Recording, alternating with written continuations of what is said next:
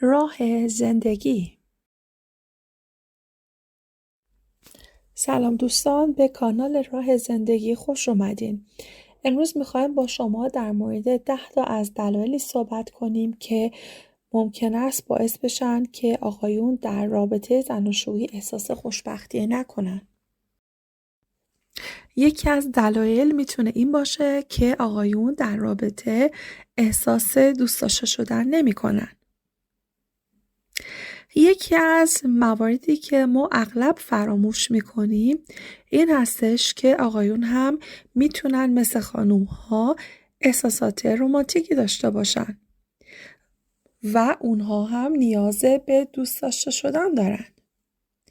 جمله من تو رو دوست دارم یا گاهی یک نوازش محبت آمیز بدون هیچ دلیل خاصی و گاهی یک بوسه و این پرسش که حالت چطوره یک پیشواز بسیار زیباتر است از اینکه از همسرتون بپرسین خب امروز چه چیزی رو توی لیست خرید فراموش کردی؟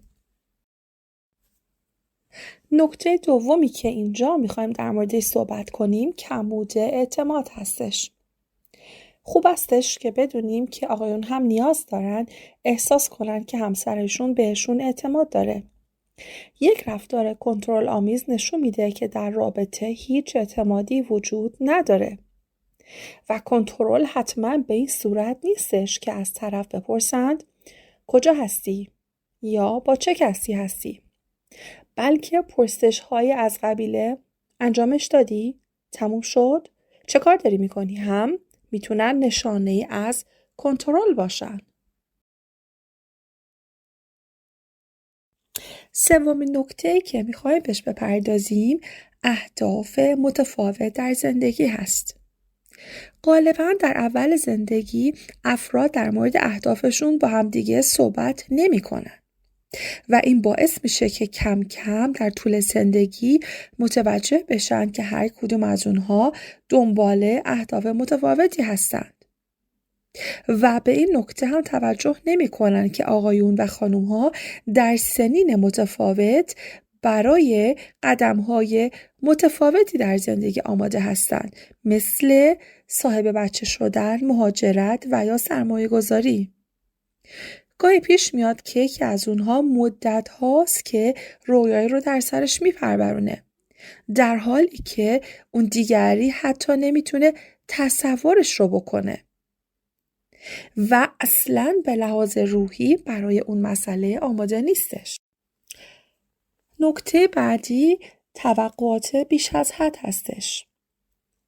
غالباً خانم‌ها توقعات بیش از حدی از همسرشون دارن و از اون بدتر این که کوچکترین اشتباه همسرشون رو به عنوان یک توهین شخصی تلقی میکنن و به جای اینکه به همسرشون بگن که چه اشتباهی رو مرتکب شده سکوت میکنن و توقع دارن که اون شخص خودش به اشتباهش پی ببره. خب از اونجایی که آقایون غالبا توانایی ذهنخوانی خانم‌ها رو ندارن، این مشکل بینشون هر روز بزرگتر و بزرگتر میشه. نکته پنجم، ناسپاسی. غالباً سپاسگزاری برای آقایون خیلی مهمتر استش تا برای خانوم‌ها و اونها نیاز دارن که ازشون قدردانی بشه تا احساس بهتری نسبت به خودشون داشته باشن.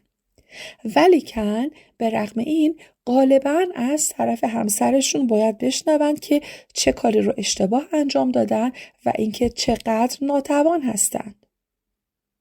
برخلاف خانوم‌ها، آقایون وقتی که طرف مقابلشون اشتباه میکنه خیلی راحت‌تر برخورد میکنن و حتی غالباً این خود خانوم هستش که نگاه سختگیرانه تری نسبت به اشتباهاتش داره. نکته ششم، زندگی از دست رفته. گاهی وقتی که یک زوج در ابتدای جوانی به هم رسیدند و وارد یک رابطه جدی و یا ازدواج شدند، بعد از مدتی این احساس بهشون دست میده که چیزی رو در زندگی دارن از دست میدن. یک چیزی شبیه همون بحران میانسالی. با اینکه فرد واقعا نمیتونه بیان کنه که دقیقاً چه چیزی رو کم داره و چه حسی داره، ولی میدونه که حس میکنه که داره یک چیزی رو از دست میده و به قول معروف احساس میکنه که بیرون رابطه یک خبری هست و اون داره سرش بی کلاه میمونه. نکته 7: هیچ لذتی دیگر در کار نیست. در آغاز رابطه زوجین دائما میل دارن که با هم وقت بگذرونن و همه چیز تازه هست و بسیار جالب، ولی همین که مدتی میگذره دیگه اون حس تازگی اولیه از بین میره و رابطه دچار روزمرگی میشه. گهگاه لمیدن روی مبل و استراحت کردن بد نیست، ولی اینکه کار هر شب بشه یعنی که دیگه لذتی در رابطه وجود نداره. نکته 8: کمبود حس آرامش. مردها غالباً احساس میکنن که زمان کافی برای خودشون ندارن و همسرشون هم هیچ علاقه نسبت به اوقات فراغت اونها نشون نمیده.